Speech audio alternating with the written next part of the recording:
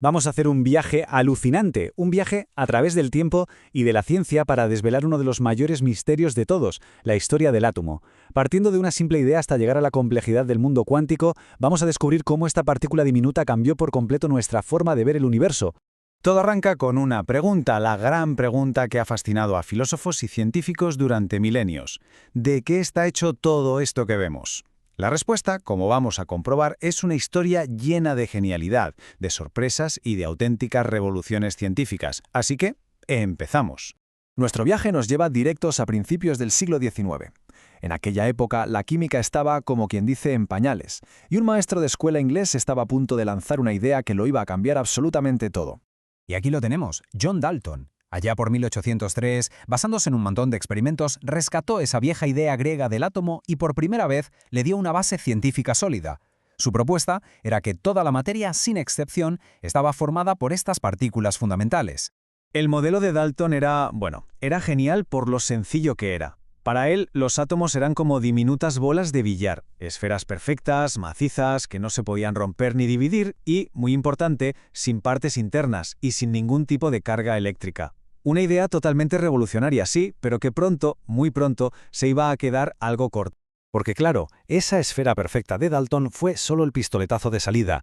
La verdadera aventura, la revolución de verdad, empezó cuando la ciencia se atrevió a hacer algo impensable, mirar qué había dentro del átomo. Fijaos, en poco más de un siglo, la idea del átomo pasó de ser una simple bola a un sistema planetario en miniatura supercomplejo. Y en esta transformación hay 4 nombres clave que lo cambiaron todo. Vamos a conocer su historia.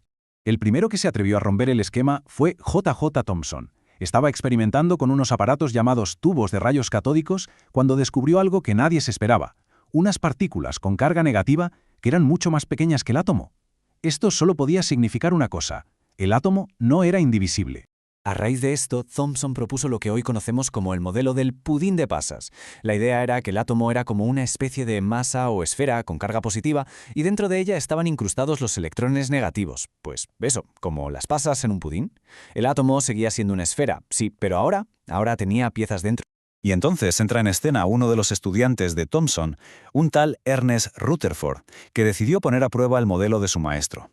Para ello, diseñó uno de los experimentos más elegantes y famosos de toda la historia de la física, el experimento de la lámina de oro. El plan parecía sencillo: disparar un chorro de partículas positivas contra una lámina de oro que era finísima, casi transparente. Si el modelo del pudín de pasas era correcto, todas las partículas la atravesarían sin más. Pero, para su sorpresa total, algunas rebotaban. Como dijo el propio Rutherford, fue casi tan increíble como si dispararas un proyectil de 15 pulgadas a un trozo de papel de seda y rebotara hacia ti. Algo, desde luego, no cuadraba. Este resultado tan loco solo podía significar una cosa: el modelo del pudín estaba mal. Así que Rutherford propuso una idea totalmente nueva. El átomo tenía en su centro un núcleo diminuto pero increíblemente denso y con carga positiva, donde se concentraba casi toda la masa. Y los electrones, pues estaban girando a su alrededor en un espacio que en su mayor parte estaba completamente vacío. Acababa de nacer el átomo nuclear. Pero ojo, el modelo de Rutherford tenía un fallo garrafal. Según las leyes de la física de la época, un electrón que gira así perdería energía y acabaría cayendo en espiral contra el núcleo. El átomo sería inestable. Tuvo que venir otro de sus discípulos, Niels Bohr, para arreglar el desaguisado. Y lo hizo usando una nueva y extrañísima teoría, la física cuántica. Bohr dijo: un momento, los electrones no pueden orbitar por donde les dé la gana. Postuló que solo podían existir en unas órbitas muy concretas, cada una con un nivel de energía específico, como si fueran los carriles de una autopista atómica. Podían saltar de un carril a otro si ganaban o perdían energía, pero nunca estar en medio. Y con esto no solo estabilizó el átomo, sino que explicó un montón de misterios sobre la luz que emitían los elementos. Vale, ya tenemos la estructura básica: un núcleo denso en el centro y una corteza con electrones dando vueltas. Ahora vamos a hacer zoom y a ver cuáles son exactamente esos ladrillos fundamentales que construyen todos y cada uno de los átomos. Pues son los tres grandes protagonistas: el protón, el neutrón y el electrón. Los protones con carga positiva y los neutrones sin carga se apelotonan en ese núcleo superdenso, mientras los electrones con carga negativa se mueven por la corteza. Y aquí hay un detalle clave: la carga de un protón y la de un electrón son exactamente iguales, pero de signo opuesto. Esto permite que los átomos, en su estado normal, sean eléctricamente neutros. Bien, con estas tres partículas podemos construir cualquier átomo del universo. Pero, ¿qué es lo que hace que un átomo de oro sea oro y no de plomo? Vamos, ¿cómo sabe un átomo lo que es? La clave, como casi siempre en la ciencia, está en un número. Y ese número es el número atómico, que se representa con una Z. Es ni más ni menos que el número de protones que hay en el núcleo. Y esto es innegociable. Es el DNI del átomo. Si tiene 6 protones, siempre será carbono. Si tiene 79, siempre será oro. No hay más. Esto es lo que define a un elemento. Y luego tenemos otro número importante, el número másico, que se representa con una A. Este nos dice cuántas partículas en total hay en el núcleo, o sea, la suma de protones y neutrones. Y como estas dos son las partículas que más pesan, con diferencia, la A nos da una idea muy buena de la masa que tiene el átomo. La relación entre ellos, como se ve, es matemática pura y muy sencilla. El número másico A es la suma de los protones Z y los neutrones N.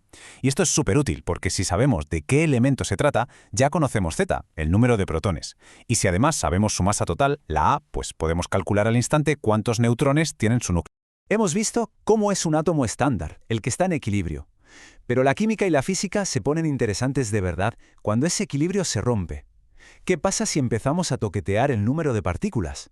Empecemos por los electrones. En un átomo neutro, como decíamos, hay el mismo número de protones positivos que de electrones negativos, así que la carga total es 0. Pero, ¿y si un átomo pierde un electrón? Pues tendrá más cargas positivas que negativas. ¿Y si lo gana? Al revés.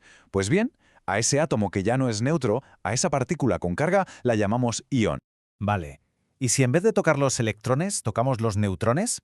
Vamos a verlo con el carbono. Tanto el carbono 12 como el carbono 14 tienen 6 protones. Su DNI, su Z, es 6. Por tanto, los dos son carbono, sin duda. Pero el segundo tiene 2 neutrones extra. Esto no cambia quién es, pero sí cambia su masa. A estas variantes de un mismo elemento las llamamos isótopos. Misma identidad, diferente peso. Y así es como, en poco más de un siglo, hemos pasado de ver el átomo como una simple bola de billar a un pequeño sistema planetario. Y ojo, que la historia no acabó con Bohr. La física cuántica moderna ha cambiado esas órbitas perfectas por complejas nubes de probabilidad. Ha sido un viaje asombroso que nos deja con una pregunta en el aire. Si hemos llegado hasta aquí, ¿qué nuevos y alucinantes secretos nos esperan todavía ocultos en el corazón de la materia? Gracias por habernos acompañado en este recorrido.